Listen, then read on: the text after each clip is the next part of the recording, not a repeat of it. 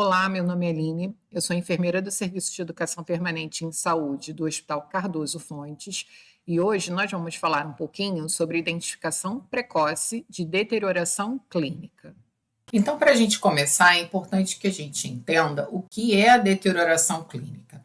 É um distúrbio fisiológico sério ou piora repentina das condições fisiológicas do paciente que gera sinais e sintomas agudos e, consequentemente, distúrbios orgânicos. E qual a importância da identificação precoce do quadro de deterioração clínica?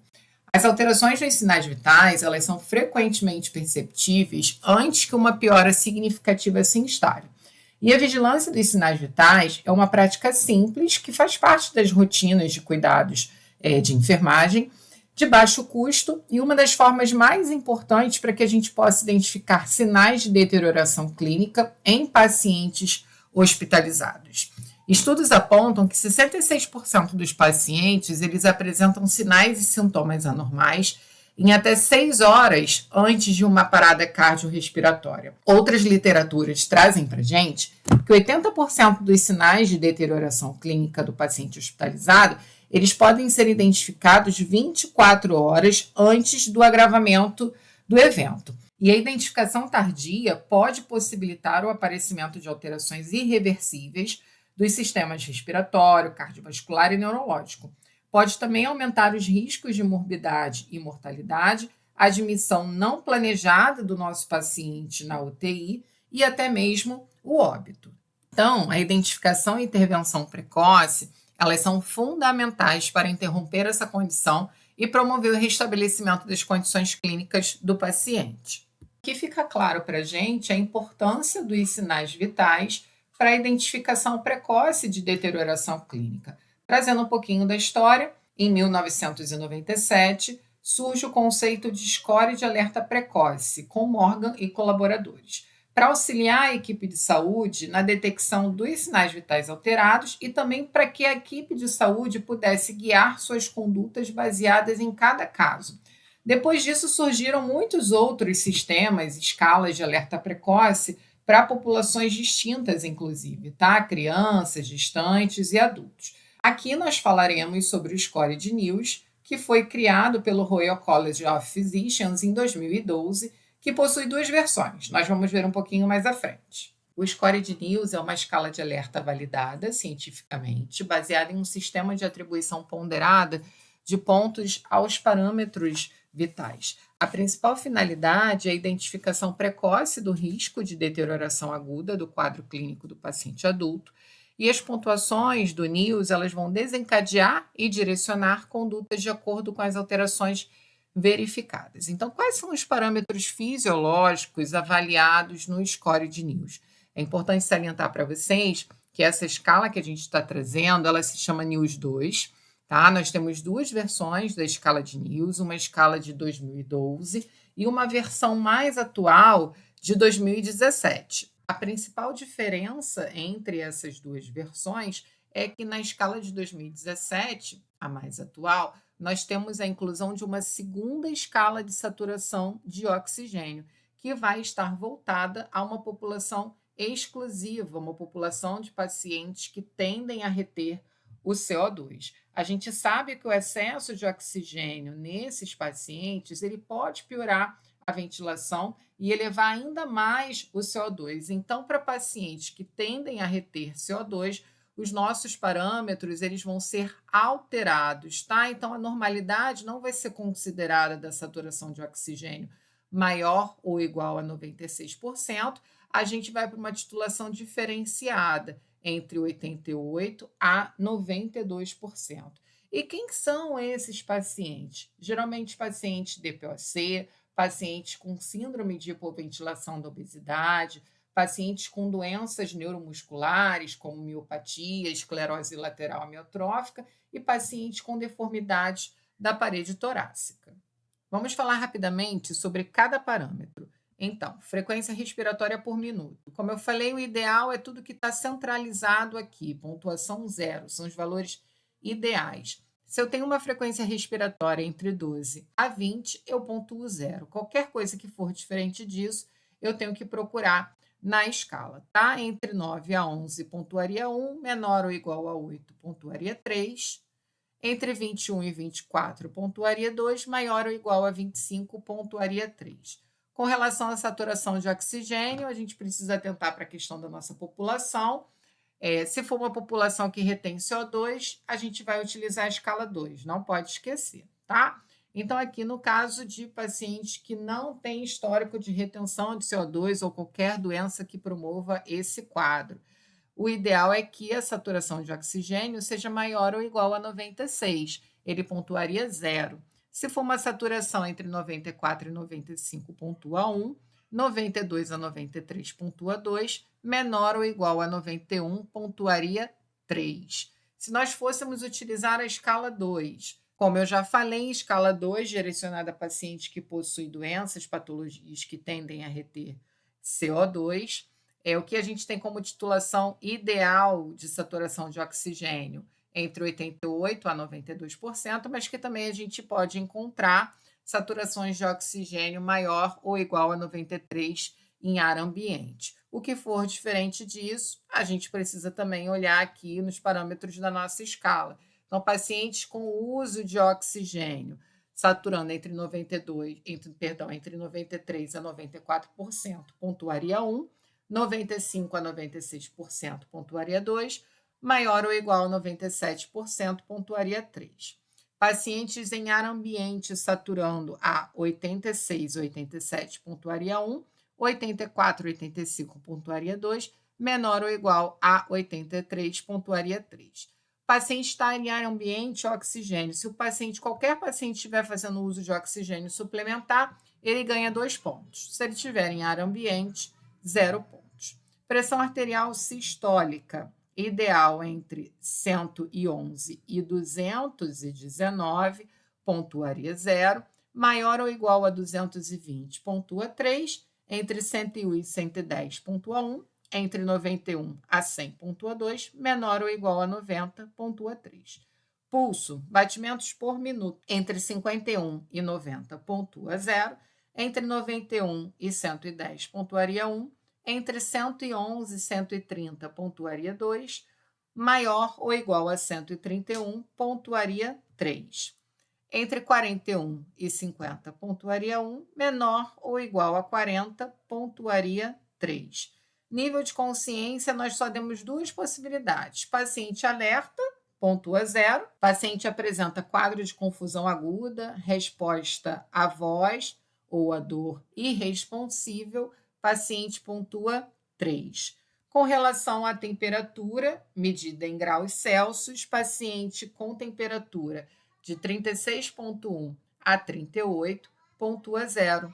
38,1 a 39, pontua 1. Maior ou igual a 39,1, pontua 2. Paciente com temperatura entre 35,1 a 36,1, menor ou igual a 35, pontua 3. Então, é uma escala bem simples de ser aplicada. Ela é bem didática, vai ser baseada nos sinais vitais, que a gente avalia com frequência, e o nível de consciência do nosso paciente. A partir do que foi identificado, a gente vai atribuir a pontuação de acordo com o que é preconizado no score. Esse slide é só para ratificar o que a gente acabou de falar. Ele apresenta os parâmetros fisiológicos avaliados na escala de News. Então, a frequência respiratória, a frequência cardíaca, nível de consciência, saturação de oxigênio, temperatura e pressão arterial sistólica. Cada parâmetro ele vai ser pontuado de 0 a 3, como nós vimos, dependendo da gravidade, com pontuações mais altas indicando um maior risco. A gente também não pode esquecer de adicionar 2 pontos sempre que o paciente estiver realizando suplementação de oxigênio com a utilização de máscara ou catéter nasal. Esse slide apresenta para a gente o fluxograma direcionador. Então, a gente faz a avaliação da escala de News de acordo com os parâmetros fisiológicos que nós vimos. Esses parâmetros fisiológicos nós vamos atribuir pontuações. O somatório dessas pontuações vai nos levar a um score. Então, assim, o score, se a pontuação dos parâmetros fisiológicos avaliados, se o somatório estiver entre 0 a 4, nós temos o código verde. O que é isso? A gente vai avaliar se tem elevação progressiva desse score de acordo com a verificação dos parâmetros fisiológicos. Não tem? A gente vai fazer a aferição dos sinais vitais de 6 em 6 horas. A gente percebeu uma elevação progressiva, o score era 0, foi para 1, para 2, para 4, né? A gente tem uma modificação, então a gente vai começar a verificar esses sinais vitais de 4 em 4 horas. Se esse paciente pontuar 3 em um único parâmetro, nós vimos que pontuações mais altas estão relacionadas ao maior risco. Os extremos da nossa escala de News, elas são preocupantes. Então, o paciente pontuou 3 em um único parâmetro, o técnico vai avisar o enfermeiro. O enfermeiro ele solicita avaliação médica que deve ocorrer em até 30 minutos. E a avaliação dos sinais vitais desse paciente vai ser realizada de 1 em 1 hora até a conduta médica. Se o score encontrado, se o somatório das pontuações for maior ou igual a 5, o que o fluxograma direcionador traz para a gente? O técnico avisa ao enfermeiro que vai solicitar uma avaliação médica imediata. A gente vai manter a vigilância contínua, equipe e material disponível para a intervenção imediata. A gente vai avaliar os sinais vitais com intervalo máximo de 1 em 1 hora e avaliar a necessidade de monitorização contínua do paciente. Se o somatório da pontuação for maior ou igual a 7, nós vamos avisar o enfermeiro que vai solicitar avaliação médica imediata. A gente vai manter vigilância contínua, equipe e material disponível para intervenção imediata, e aqui a gente chama atenção para insumos relacionados à via aérea invasiva, avaliar sinais vitais com intervalo máximo de 30 em 30 minutos e monitorização contínua ou avaliar também a necessidade de transferência desse paciente para uma UTI. O prontuário eletrônico em vigência na nossa instituição, ele já possui a escala de News, então a gente pode acessá-la na aba Sistematização de Enfermagem, como nós estamos vendo aqui, score de alerta. Ele vai apresentar os parâmetros fisiológicos que nós já discutimos, chamando a atenção sempre para o uso do oxigênio suplementar, para a gente não esquecer que a gente vai ter opção de sim ou não. Ele vai fazer o somatório automático de acordo com os valores que nós vamos registrar, e aqui ele vai trazer a orientação de acordo com o fluxograma direcionador. Esse slide traz para a gente aplicação e contraindicação da escala de News. Então, com relação à aplicação na admissão do paciente, conforme horários padronizados e ou subsequentes aos resultados obtidos, como nós vimos no fluxograma direcionador, diariamente junto aos sinais vitais prescritos e sempre considerando que é uma ferramenta para triagem e monitoramento contínuo. Já as contraindicações, pacientes com idade menor que 16 anos, nós temos uma escala específica que é a PILS. Gestantes também possuem uma escala específica para deterioração clínica, que é a MIWS, MEOWS. A escala de News ela é também contraindicada em pacientes com lesão de medula espinhal, especialmente tetraplegia ou paraplegia alta. Isso porque a News ela depende das respostas autonômicas normais relacionadas à frequência respiratória, frequência cardíaca, temperatura, para sinalizar o quadro de deterioração clínica. E nos pacientes com lesão medular alta, o sistema nervoso simpático ele é como se ele tivesse desligado abaixo da lesão. E o corpo ele não vai responder aos estresses fisiológicos da mesma forma. Isso pode levar a scores falsamente baixos, o que pode atrasar o reconhecimento de um quadro de deterioração grave. Então, a conduta nesses pacientes, ela precisa se basear na avaliação clínica comparativa ao estado basal, com parâmetros individualizados. A escala de News ela também vai ser contraindicada em pacientes em cuidados paliativos ou de fim de vida, e aqui a gente chama atenção também para os pacientes com condições crônicas que alterem os sinais vitais de base.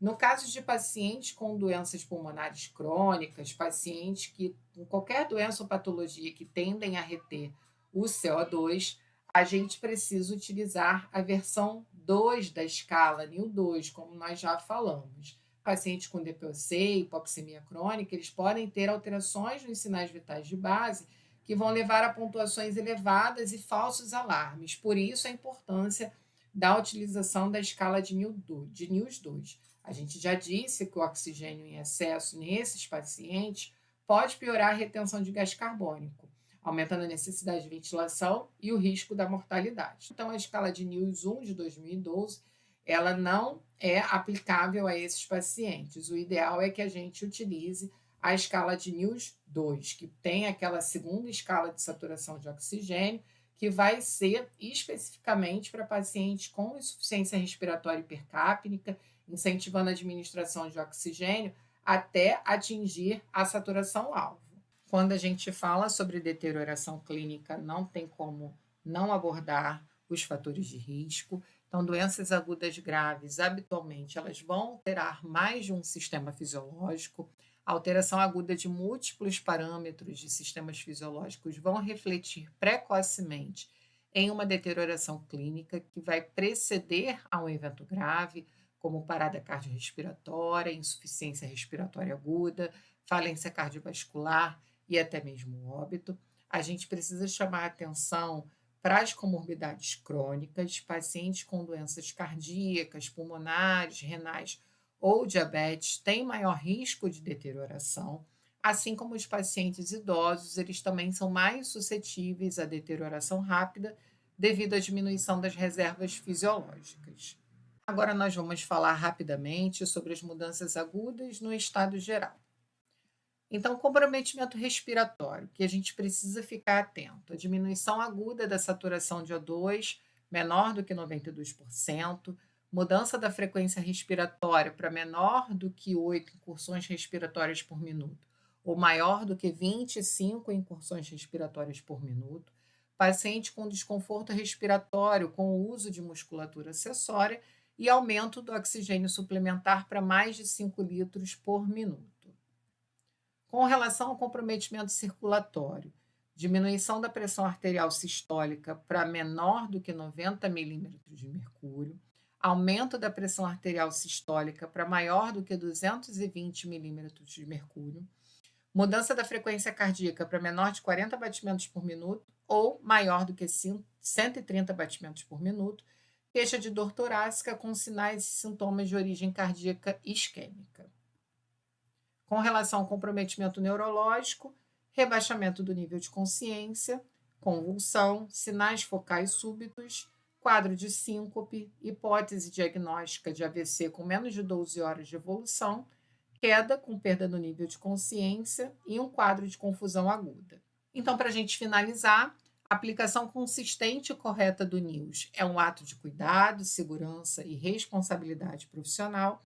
A equipe de enfermagem, sem dúvida, é a primeira linha de defesa contra a deterioração clínica dos nossos pacientes em qualquer faixa etária. A vigilância contínua, a análise crítica dos dados e a comunicação efetiva são ferramentas poderosas que salvam vidas e otimizam os desfechos clínicos.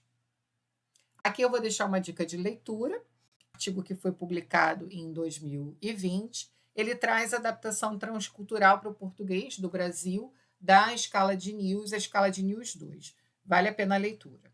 Para finalizar, deixo aqui uma frase para a gente. Juntos garantimos a excelência na assistência ao paciente e a segurança em nosso ambiente de cuidado. Até a nossa próxima aula. Obrigada.